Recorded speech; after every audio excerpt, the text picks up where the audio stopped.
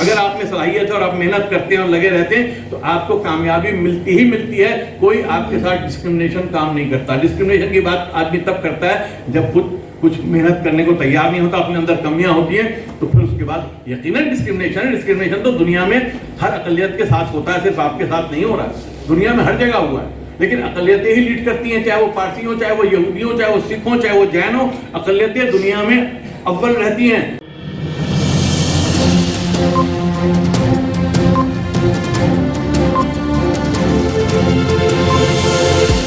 جھوٹ سے دور, خبروں سے بھرپور. ہمارے بیچ ایک خلیج بن گیا تھا مسٹر اور مولوی کے درمیان. اس خلیج کو پاٹنے کا جو کام بہت عرصے پہلے ہونا چاہیے تھا, اس کی شروعات قدیر صاحب نے کی. اور قدیر صاحب, ہم لوگ تو باتیں کرتے ہیں, ہم لوگ بہت اچھی اچھی باتیں کرتے ہیں دانشور حضرات, لیکن قدیر صاحب عملی آدمی ہیں, عمل کرتے ہیں. میں نے زندگی میں دو ایسے افراد دیکھے ہیں. ایک تو حکیم عبدالحمید صاحب کو دیکھا, بولتے کم تھے لیکن عمل کرتے تھے. میں نے اس وقت دیکھا 1947 کے بعد, جب یہاں سے لوگ بھاگ رہے تھے, کہہ رہے تھے کہ مستقبل نہیں ہے, اس وقت حکیم صاحب پیدل چل کے لال کنویں سے جاتے تھے تغلق آباد پیدل. کوئی بس نہیں چلتی تھی, کوئی راستہ نہیں تھے, اور جا کر زمینیں خریدتے تھے ہمدرد نگر کو, اس یونیورسٹی کو بنانے کے لیے. وہ آنے والے 100 سال کا خواب دیکھ رہے تھے. وہ یہ نہیں کہہ رہے تھے کہ مایوسی کی طرف نہیں تھے, بلکہ عزم کے ساتھ آگے بڑھنے کا راستہ ڈھونڈ رہے تھے. وہی کام آج قدیر صاحب کر رہے ہیں. کہ آج بہت سے لوگ, میں بنیادی بات یہ کہنا چاہتا ہوں کہ مایوسی کی ہرگز کوئی ضرورت نہیں ہے. حالات بہتر ہیں اور بہتر سے بہتر ہوں گے. میرے ساتھ بہت سارے بزرگ بیٹھے ہیں, انہوں نے 1947 بھی دیکھا ہے, ہم نے تو کیا نہیں دیکھا, لیکن 1947 کے بعد کا ماحول ہم نے دیکھا ہے. ہم نے جب بابری مسجد شہید تھی اس وقت کے ماحول کو دیکھا ہے. ہم نے جو مطالعہ کیا 1857 کا, اور سر سید رحمت اللہ علیہ نے جس طرح سے حالات کو بدلا, کس چیز سے بدلا, تعلیم کی تلوار سے. اور کوئی راستہ نہیں تھا. ایک طرف دیوبند کی تحریک بنی, ایک دوسری طرف علی گڑھ کی تحریک بنی, اور اس نے آپ کو نئی زندگی دی.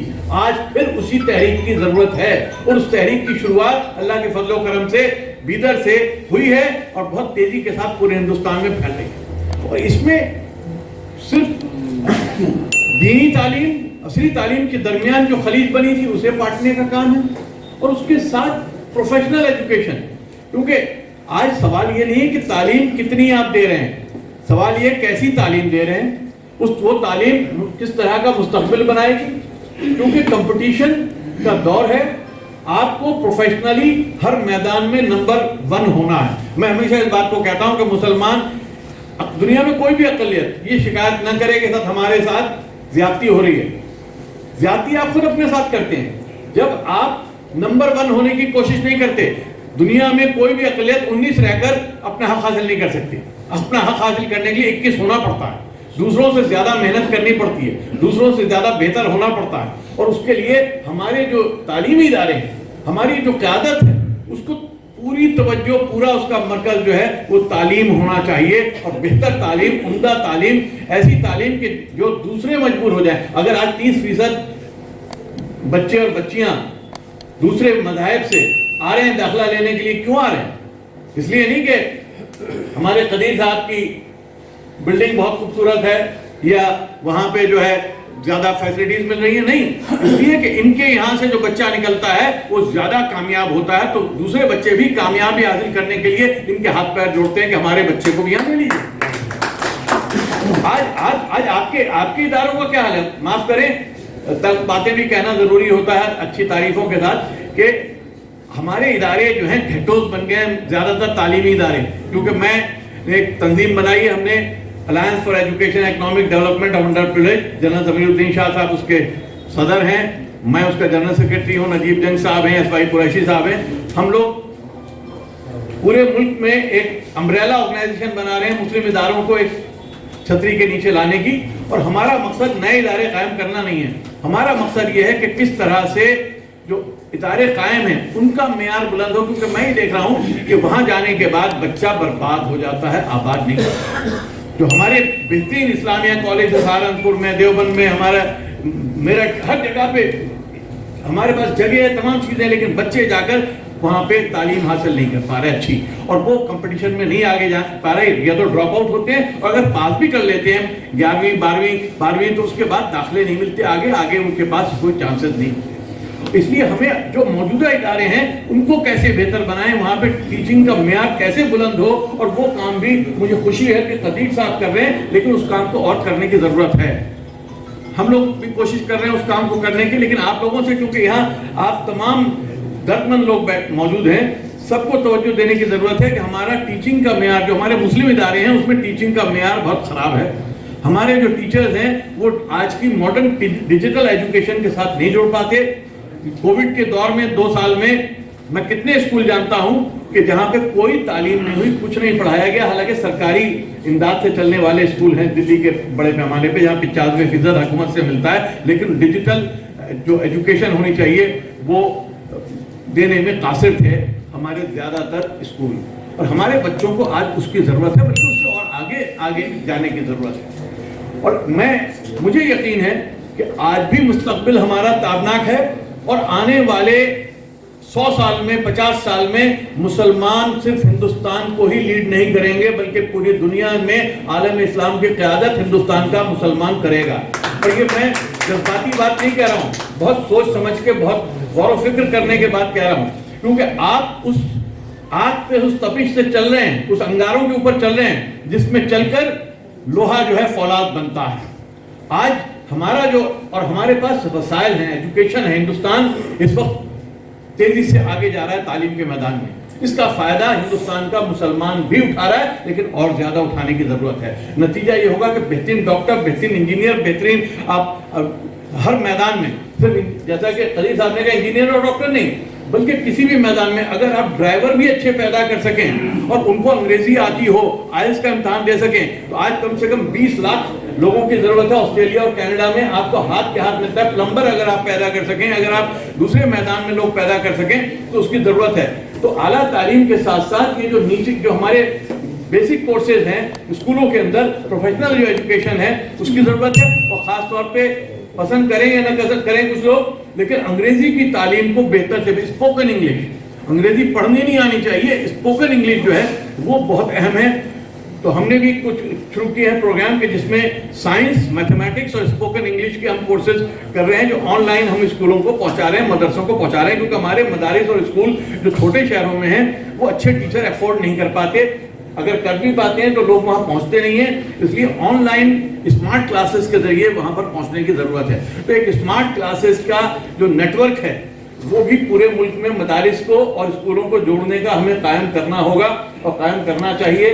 मुझे यकीन है कि कदीर साहब और दूसरे लोग इस काम को कर रहे हैं, क्योंकि एक वक्त था कि हम क़यादत कर रहे थे जुनूब शुमाल से, यहीं से जामिया मिल्लिया इस्लामिया, यहीं से अलीगढ़ मुस्लिम यूनिवर्सिटी, यहीं से नज़रतुल उलमा, यहीं से दारुल उलूम देवबंद, हम लीड कर रहे थे। लेकिन 47 के बाद जिन हालात से हम गुजरे हैं, हम पीछे रह गए। अब जुनूब हमारी क़यादत कर रहा है, और हमें फख्र है इस बात पे कि जुनूब वाले जो हैं वो तेजी के साथ तालीम के मैदान में आगे आ रहे हैं। और तालीम के मैदान का मतलब ये नहीं है कि हमें सरकारी नौकरियां लेनी है, इस पे भी जरा तवज्जो कम कर दीजिए। मेरी आप लोगों से दरखास्त है कि साहब आईएएस बना ले। अरे कोई ये होता है बस आईएएस की ट्रेनिंग दे दीजिए। भाई आईएएस 100-150 पूरे साल में होते हैं, उसमें से आपके 10-20 आ जाएंगे तो कौन सा कमाल हो जाएगा।